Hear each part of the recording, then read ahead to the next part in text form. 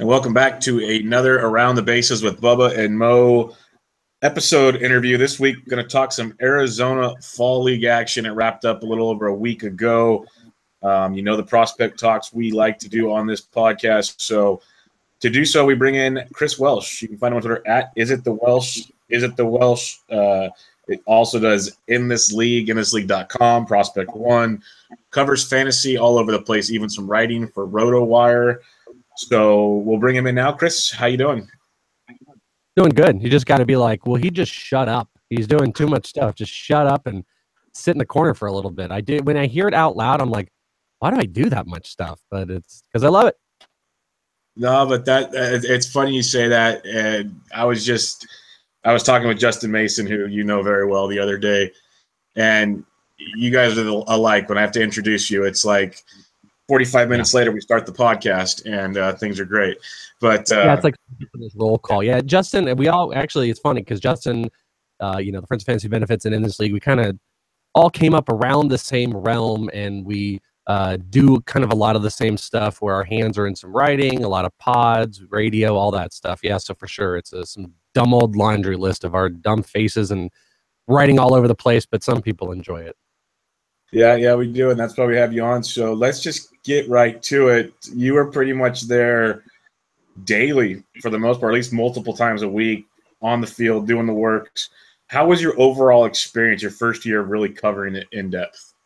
It was good. I mean, because I live out here in Arizona, so I've got really good access to it. I did a whole bunch last year, but it was kind of my first foray into, just putting my toe in, watching these guys, writing some reports. And this round, I really hit the ground like running. I mean, as you said, I definitely wasn't there every day, but there wasn't a week that went by that I wasn't at multiple games. So, I mean, I ended up seeing the Peoria, who won it all. I saw them like 12 to 13 times.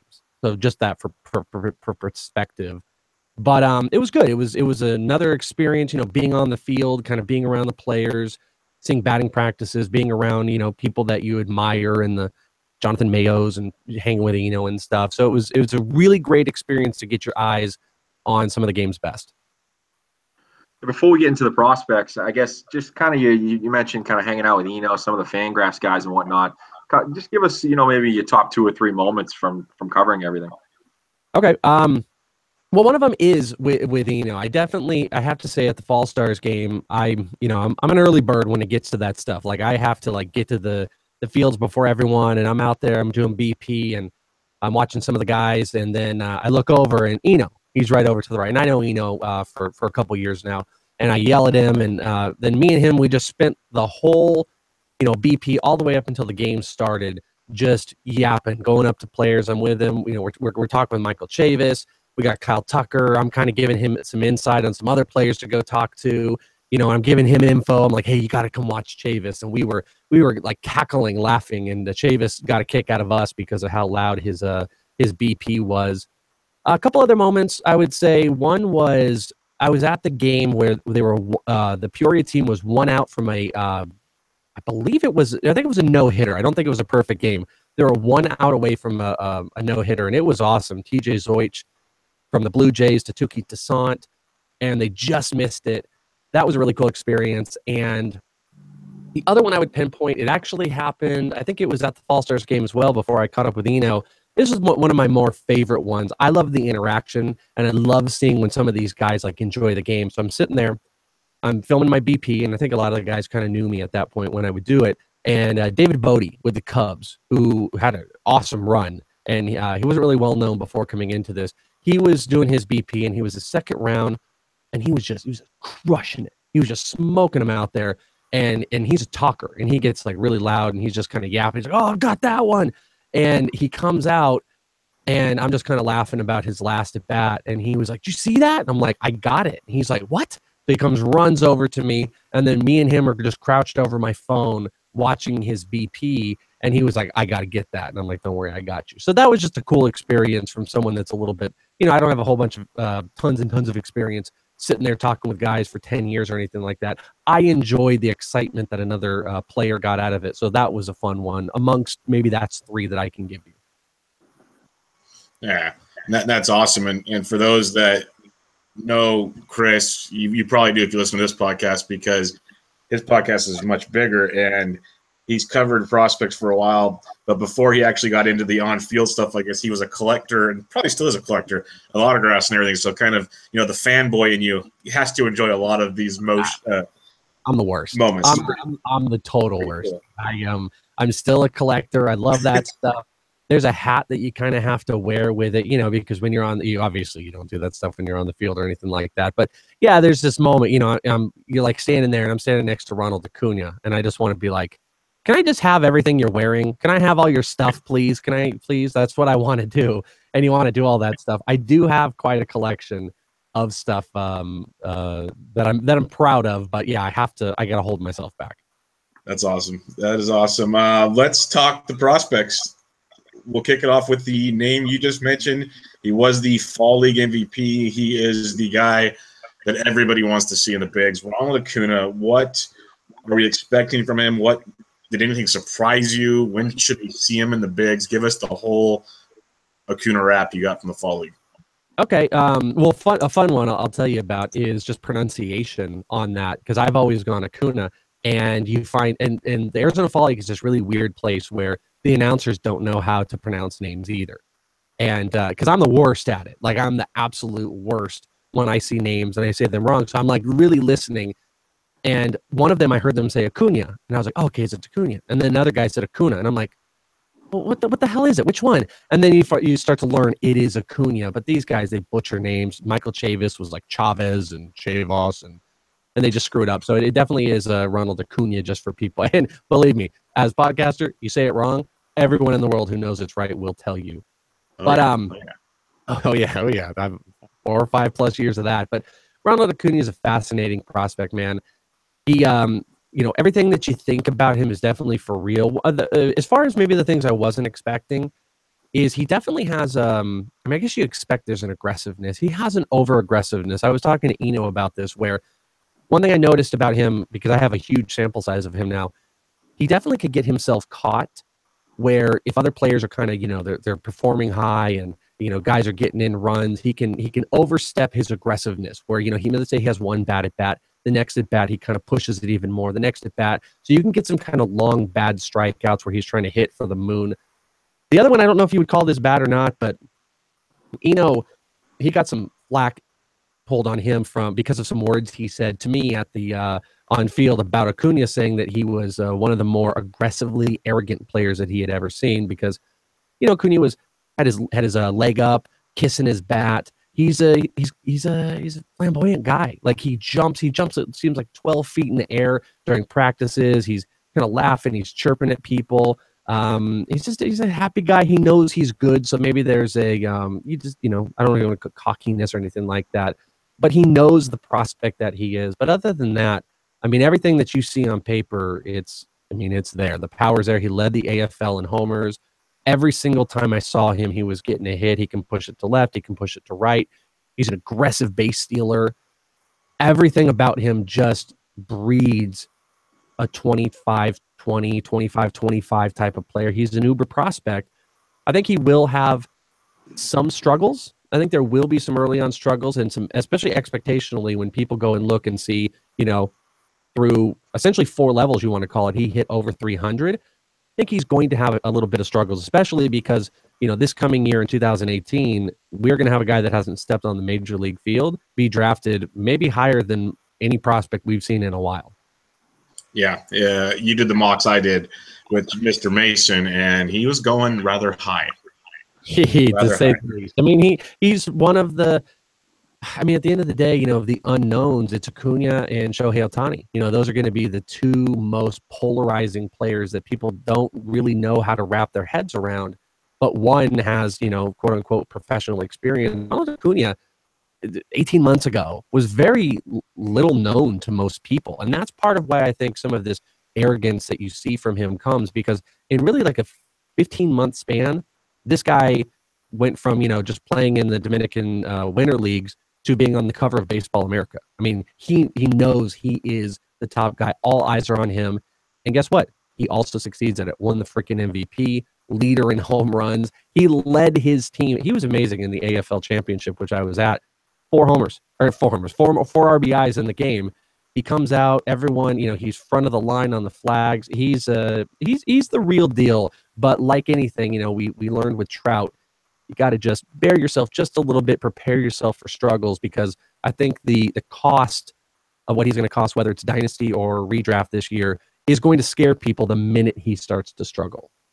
I guess it's a good thing he's not on the Tigers or playing with Ian Kinsler, because that, enjoying the game wouldn't go over very well.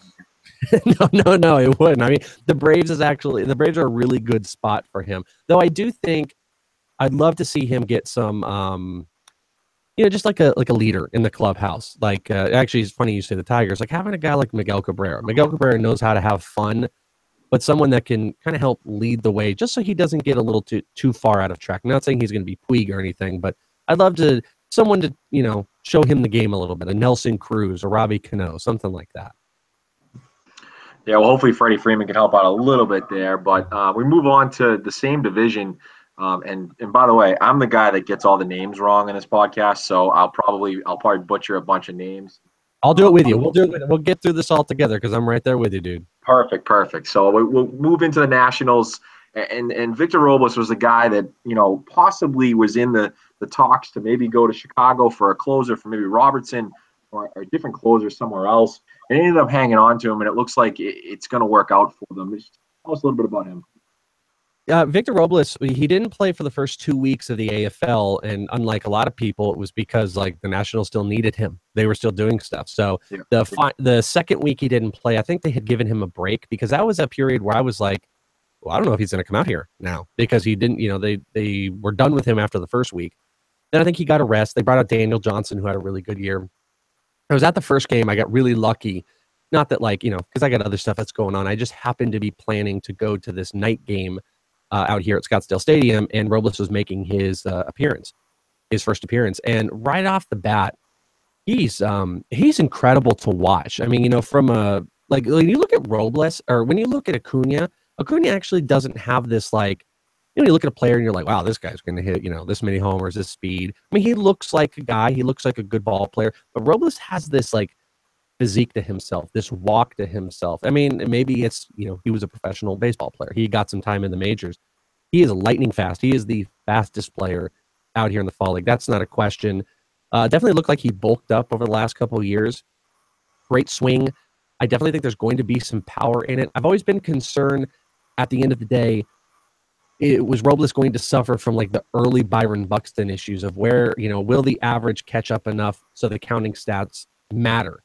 And I think they will. I walked away kind of asking myself, who do I like more, Acuna or Robles? And you got to like Acuna, because I think he's a total fantasy package. But Robles is somebody I think a lot of people are actually sleeping on coming into this year, where people want to take Robles 100 overall in a redraft, and people aren't even thinking about Robles. The Nationals did say they're going to start him at AAA, but I think it's just a matter of time. He's a leader. He was a leader on that Mesa ball club, and that ball club had, Kyle Tucker on it.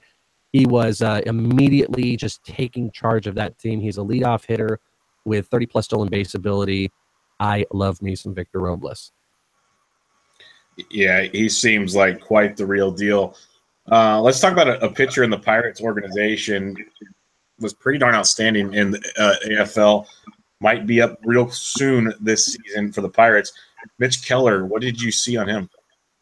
I was a little torn, and a lot of the guys I can actually, tell you, everybody kind of walked away the same, not sure how they feel about Mitch Keller. From, James Anderson, my buddy over at RotoWire, to Eno, to Jason Collette. One of the problems was he really got himself two-pitch pitching. So his fastball looks great. It was up there, mid-90s type of stuff. But he was really relying on his curveball to be a strikeout pitch, and he was inducing lots of contact. Sometimes it was weak contact, but people were still making it work. There was tons of contact on his curveball, which was kind of a red flag to me. Plus, he's going to be one of those guys that I think, unlike a lot of these other pitchers that are going to go for, heavy stuff and hope the command comes back, his stuff is built around heavy command. So all in all, I'd say that Mitch Keller, statistically, he had a great performance out here. I'm not sure if I did not walk away with him being the most impressive pitcher in my eyes. At least I can tell you that. But, he's still a top 100 prospect, probably a top 60. fantasy prospect that I would be looking at, but I've maybe soured a little bit, and I'm not against potentially selling on him if someone views him in like the top, 5 overall fantasy pitchers for prospects. Moved to Justice Sheffield, and I read some stuff on Baseball America that said that they could probably maybe flip Justice and Mitch based off what they saw, and that he improved his control a little bit at the AFL. What did you see from him, and could he help the Yankees coming up this season? Okay, that's 2 parts. Definitely was impressed. Sheffield, I remember the very first game of the Arizona Fall League at night. He was pitching and he was awesome. He was 5 innings, I think 7 strikeouts, 1 hit. Keith Law said it was the best game he had ever seen from Sheffield, and he was consistently kind of like that. He looked in better shape, really good athlete. I mean, you look at 5'11", 200, you might think, maybe there's some, maybe there's going to be little issues, could be some weight issues down in the future. There's not. He's a rock.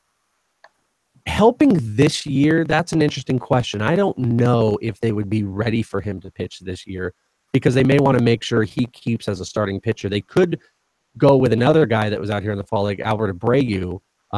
Plus, they got a couple other arms out there, Jorge Guzman and stuff like that. I think they want to keep him as a starting pitcher. I'm going to actually say no. I don't think Sheffield could help this year, but he could be a major fantasy trade prospect because he opened eyes in the Arizona Fall League like, oh, this is going to legitimately be a starting pitching prospect. So maybe in the future or at least a good trade piece. Yeah, I like that. One prospect who he got called up for the Indians before the end of the season, but didn't really get a chance to play, which was frustrating. And in the fall league, they moved him over to third base. What did you take from the Francisco Mejia experiment at third this AFL? Oh boy. So I think I wrote about him so I've got 2 articles I did with RotoWire covering the AFL, and I covered him both times because I think I left the Arizona Fall League with more questions than I had answers from Mejia. So he was not a catcher. He was solely third base, DHing. I think they did work him out a couple mornings at second base. He did not play third base well, almost like he didn't care, by the way. He a ball would get hit at him and he wouldn't move, and he would just let the shortstop try to get it. He dinked a couple, but I mean, I think those are all repairable pieces. But at the same time, size, he is smaller than you think he is. He hits the crap out of the ball, though, and definitely has some upper loft to his swing. So, I mean, there's going to be some power that's going to be there, but I'm not sure if it's more than 15. He's always going to hit, though. So, I mean, if he moved to second base, I would feel a lot more positive. Like, if for fantasy, and for real baseball, I don't think he provides enough for them to want to stick him at third base. And they're not viewing him as a catcher really anymore. So I think he's going to have to move around. I'm concerned he could be this and this isn't a bad thing because the name I'm going to tell you guys, you're going to oh, this is good. What if it's like Chris Taylor? Super utility. They find places to move him around. There's still plenty of fantasy value. It's just this guy that could hit 350 at a catcher. I don't think we're getting that anymore. So I don't know. I'm a tiny bit down, but he hit the crap out of the ball. So you still got to like him, but he's really tiny. Interesting. We'll go to a guy that kind of flashed this year a little bit for the Padres, Luis Urias. I believe I said it right, but we'll go with that. Yeah, he kind of flashed this year. Second base, shortstop. What did you think about him? Loved him. Tons and tons of patience from him. He was tied for second in the AFL with walks. He was, I think he had the best ratio, by the way, 14 walks to 5 strikeouts. He hit over 300. He's not a ton of power, though. He did hit a homer in the Fall Stars game. He's probably one of the better hitters there. I mean, it's the same thing you'd have to say about Mejia, but, physically, Urias is just more built out. He's more stout. So I think he's going to be a doubles guy. If he moves out of San Diego, he could definitely hit for some power. Love him for OBP leagues. I love him for, if you're trying to get your average, your runs. I think he could be a number 2 hitter in baseball. I think he's definitely going to be a starter, whether it's second base or shortstop. But the big question you walk away with both, and I didn't say this about Mejia, both Urias and Mejia is, at the end of the day for fantasy, are they going to provide enough power or speed to be super relevant? And neither one of them really steal. And I don't know if either one of them are going to be major home run guys. So you have to be comfortable with, maybe a high runs average type of player. Or if, like I said, if you play in an OBP league, you'll love Urias. So I do like him a lot, but there are some more fantasy-related questions that you have to concern yourself with more than like real baseball. That makes a lot of sense. A guy that was mentioned as possible trade bait this year never really went anywhere. The Yankees would not give him up. Esteban Floral. I'm another butchering job here. He seemed like he had a pretty solid AFL, and maybe another year before he's seen with the bigs. What were your thoughts on him? Yeah, it's Esteban Florial. He definitely like physically he's super impressive. Like I love Florial. I do prospect ranks in this league. It's part of our kind of insider program. I do like a top 500 and these are prospects for fantasy, and he is very high on my list because he's just like screaming tools. He didn't have the best AFL. He was third overall in strikeouts. He struck out 29 times. His swing can get really long, but the dude is just like, he flies around the bases. He was a homer shy of the cycle in one of the games I saw, and he was just killing the ball every time he got up. He's what we want in fantasy. He's a guy that's going to steal a bunch of bases. He has the potential to hit a lot of homers. His major question is going to be, how does he develop hitting off speed stuff? Because that's going to determine like what type of average does this guy have. I don't know if it's going to be any good if he's hitting 240 and doing the rest of this stuff. He'll be like Carlos Gomez, where we want him to be hitting at least 280. But I don't think he's a trade piece, because during the Yankees time when they were looking at, making their trades and they ended up trading Dustin Fowler, the reports coming out of New York were that they liked Florial more than they liked Clint Frazier. So I don't think Florial is going anywhere. Nice. You talked about this guy already, and then as a Red Sox fan, I'm required to be excited about this one. But Michael Chavis, he really, really came into his own this year. 31 home runs between high A and double A. Blocked, unfortunately, at third base by Devers. What do you think? Do you think he can play first base, or you think he's more of a trade chip for the Red Sox? I mean, you should be excited about Chavis. I am sickly obsessed with Chavis, and I'm probably the highest person on him amongst the people that I know with rankings. We actually just did an episode on Prospect One with James Anderson where we debated Austin Riley versus Michael Chavis, and I'm Team Chavis. Now, he actually worked, this will make it maybe feel better, he worked mostly at first base in the Arizona Fall League. He played some third, he DH, but he played tons of first base, even to the point in the championship game, he was playing first with Austin Riley over at third. He crushes the ball. I told you, Eno and I were just laughing. I mean, there's no louder sound in the batting practice than Michael Chavis. And he's a really smart dude, too. Eno was talking with him. At some point, he'll release it, and I was with them, where Chavis was just talking about really understanding himself. He understood his swing. He understood the idea of the loft he needs to get, the type of stuff he needs to do inside the zone with his bat. He understands he's going to strike out. He knows not to get frustrated. I'm very impressed with him. He not going to provide much in the stolen base department, but I think he's easy a 30-plus homer guy, and in Boston he could thrive. Now, does that mean he'll stay with Boston?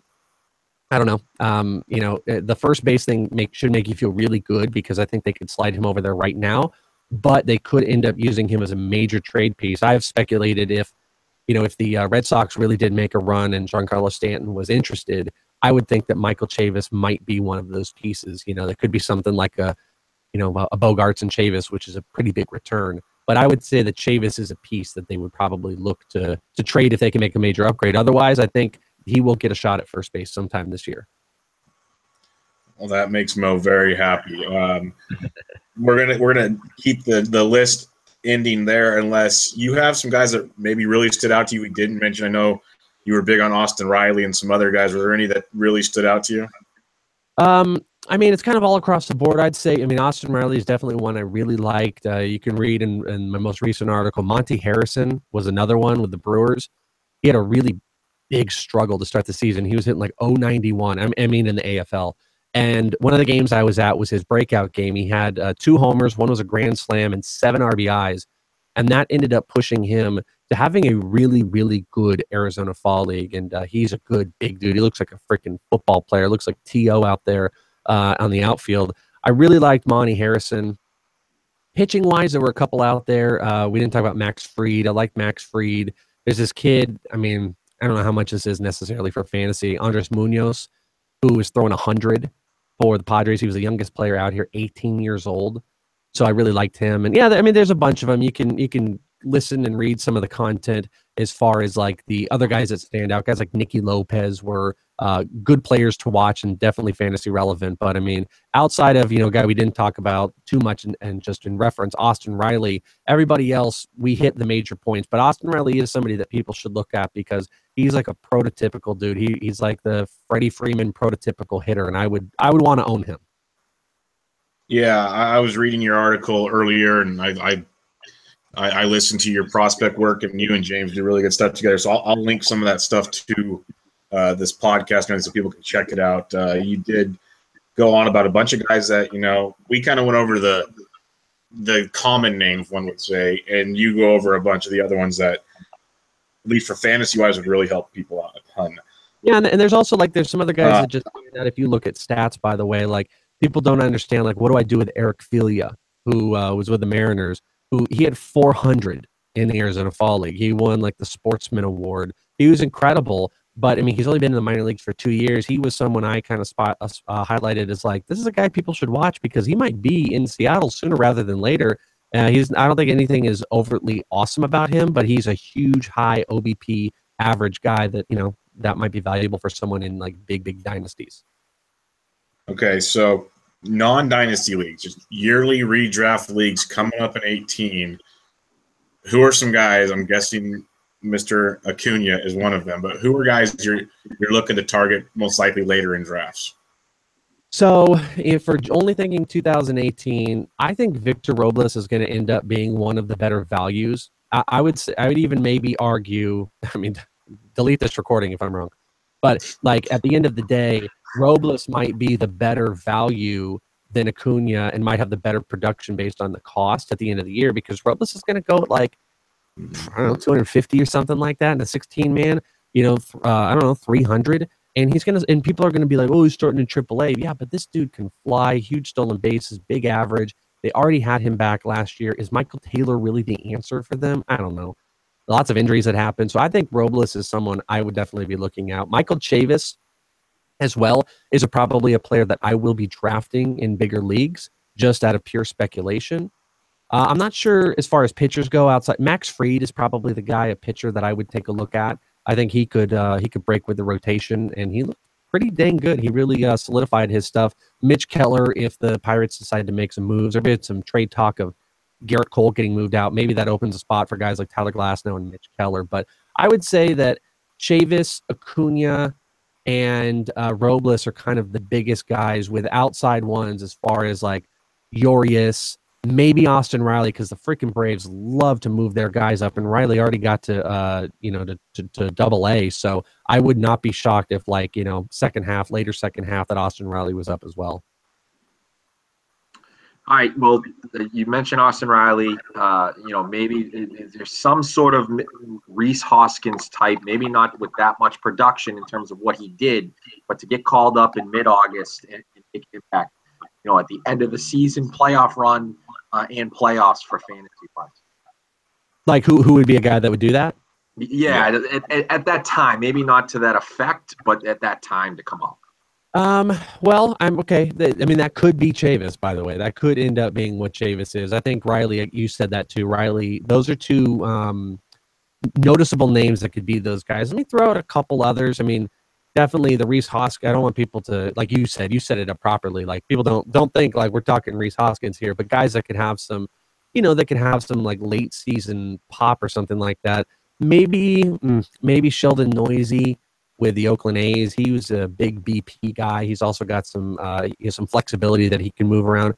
Possibly a guy like him. Other than that, I don't know if the Orioles would move up Ryan Mountcastle.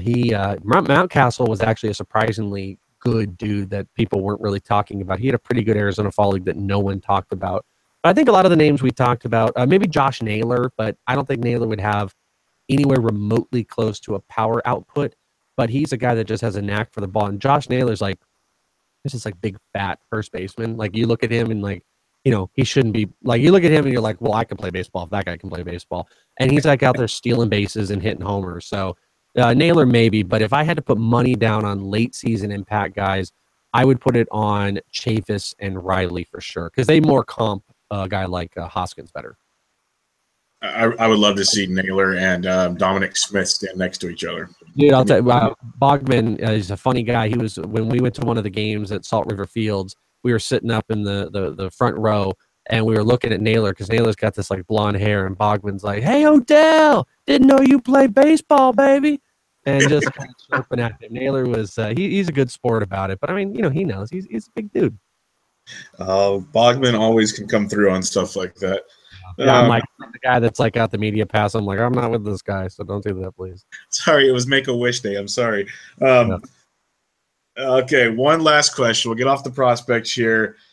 Atlanta Braves got the hammer just laid down on them. 13 guys are now free agents. Kevin Maitan takes the cake on the top guy, but there's many more. We don't have to go through all of it now. People can listen to your podcast and get to it. But what do you think the future is for this farm system? That the rebuild is almost there, another year or two. Now they're going to have to basically – they have a little up top and start over. What do you think's coming? You mean like what do I think about their system when you take out Maitan and the rest of the guys? Well, this might be surprising to some people. I don't think much changes, to be honest with you. A lot of those guys were like, Maitan is a big deal, but oh boy, I got the second part of this debate series I'm doing with James Anderson. It's coming out on Friday. What is that? December 1st on Prospect One, and Maitan is in there, and we're debating Maitan. And I had some serious concerns about him. His body got a little bit out of control, though. James does talk about how there were some late reports and instructs that it got a little bit better. He just, he's 17 years old though, so it's hard to. I haven't jumped off ship or anything like that, but this like everything that like Maitan got the conversation that Acuna gets right now. So with that, you kind of have a hangover of it. But he was not the whole system, and those other guys, Contreras, Yonier Severino. They were lower end guys. We were talking into the 20s, of overall prospects. Like Maitan essentially was number 2 on my Braves prospects. But then the rest of these guys, Abraham Gutierrez, Severino, those guys were like, I think like maybe 18, 19, 20, that type of stuff. They're going to be fine. They have tons of pitchers, Gohara, Kyle Wright, Soroka, Anderson, Kobe, Allard, Freed, Toussaint. I mean, they are loaded there. As far as position players go, it is it's lower after Acuna and Riley come up. I mean, the next guys we start to get into like, my bottom 10 of like Alex Jackson, Christian Patch. There's a guy, Drew Lugbauer, who's got a whole bunch of power really low in the system. So I'd say that the Braves, as far as a rebuilding goes, they're just fine. Starting pitching goes a long way in trades, and they have got a plethora of it. They could go make some position player moves. This does hurt them for 3 years. So the main thing I would say is the Braves need to make sure they get it right, and they need to get it right now because they're going to take a step back. They need to make sure they get their drafts right. They screwed that up a little bit by Drew Waters, who they drafted in the 3rd round. They gave him like extra perks. So now they lost the 3rd round pick. So they need to get the organization right, but they built themselves all the right pieces to do it. So I would say the Braves will be perfectly fine. Nice. That's good to hear because we were big fans of the Braves rebuild on this show. So very good to hear. Well, Mr. Welsh, it's been a pleasure as always. We appreciate you jumping on and spreading your AFL knowledge with us today. Yeah, hey, thanks for having me on. Thanks for letting me yap and sound all nasally and having me on your guys' show. I'd love to do it anytime, and people can, in this league, is it the Welsh, all that stuff. You can hear me yap till you can't handle it anymore. Have to hit stop and then come over and listen to the show. So, yeah, I'll tag everything in the articles. He's at Is It The Welsh on Twitter, inthisleague.com. He does the In This League pod for multiple sports, Prospect One, RotoWire, FNTSY Radio. He might be on, channel the high 500s on DirecTV some nights. I have no idea. He's everywhere. But I'm going to take a step away. I'm going to disappear for a couple weeks. All right, man. Well, thanks for joining us. I appreciate it. All right. Thanks, guys. Yeah. Thanks, man.